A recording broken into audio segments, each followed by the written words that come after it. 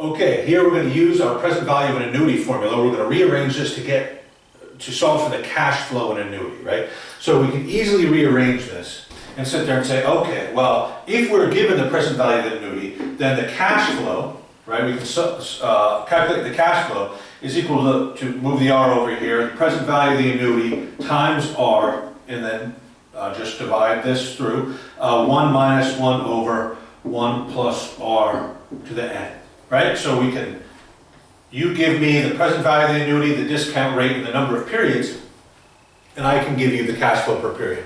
One thing to mention, all the cash flows that I'm talking about here in the perpetuity and the annuity, these are all cash received at the end of the period. So if we're talking about year one, they're at the end of the year one. If we wanted to say cash flow, the cash flows are at the beginning of the period, an example of this would be an auto lease or something like that, or you rent an apartment, or then your payments are usually at the beginning of the month, not the end of the month. Then that's called an annuity due, and later I'll show you how to adjust all these for it being an annuity due. But for now, we'll just calculate everything. The payments are at the end of the month. So a classic example of using this formula would be to calculate your mortgage payment. So the idea is a fixed rate mortgage, is an annuity. It's a fixed period, fixed payment every month, right? For generally, if it's a 30-year mortgage, for 360 months, right? So the idea here is that this is an annuity. So what we can do is we can use this to calculate if let's say assume we take out a 30-year fixed rate mortgage. So the idea here is this would be fixed rate, right? 30-year fixed rate mortgage, monthly payments. Now here's one thing that I want to mention now, because I've done this for a while, so I see where students make mistakes. One thing to keep, whenever you're looking at an annuity, perpetuity, any sort of calculation like that, is you want to take into account what the period is here. So if I'm saying monthly payments, that means the period is 1 month.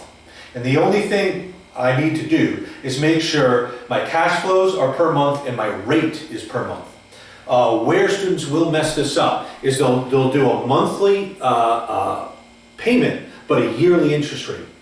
That's wrong. You can actually, in any sort of problem like this, you can convert your payments to yearly, and then your rate to yearly, and then use yearly rates and yearly rates and yearly cash flows. That's fine.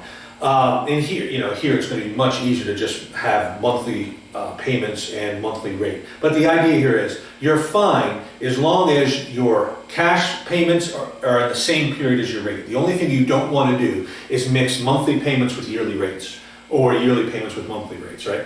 So the idea here is all we want to do is pay attention to the fact that if there's 30 years of monthly payments, that means 30 times 12, 360 periods. Right? So I might make a note of that, right? So, N here is 360. N in our formula, this is going to be 360. A 12% APR, I'll talk about this a little later. This is just an annual rate. So what this means is the actual rate per period is 1%.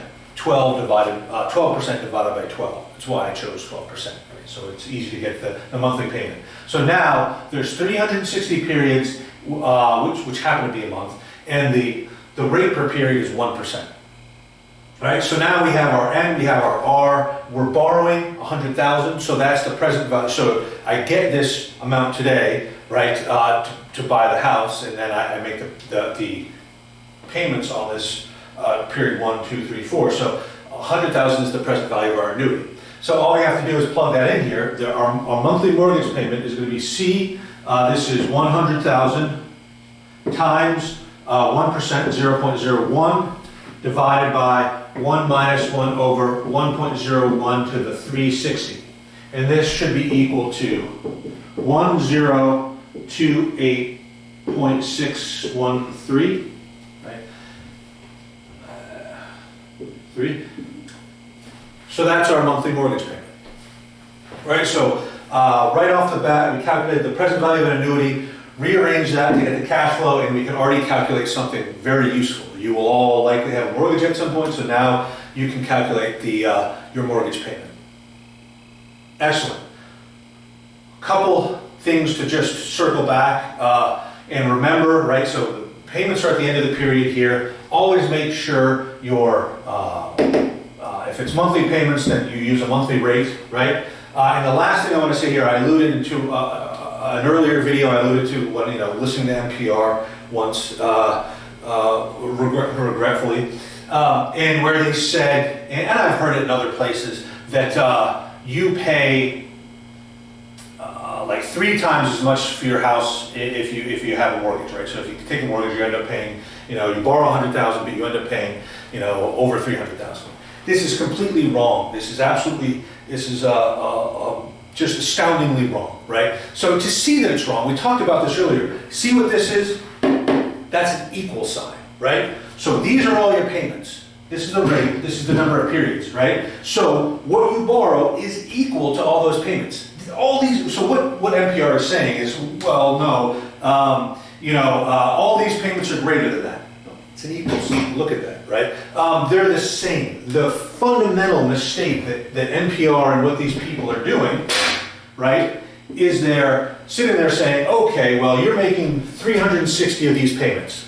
So sum up all those payments, or equivalently multiply that by 360. I did that here. I have this 370,300. That's what they're doing. They're saying you're paying 370,300. What they're doing here is breaking, remember, the fundamental rule of corporate finance, and that is do not sum cash flows in different periods. Right? They're summing all these cash flows, but 1,028, my payment in 1 month, is worth a lot more than 1,028 that I pay 30 years from now. And you would never sum these two numbers. So the idea here is keep in mind this equal sign is, this is meaningful.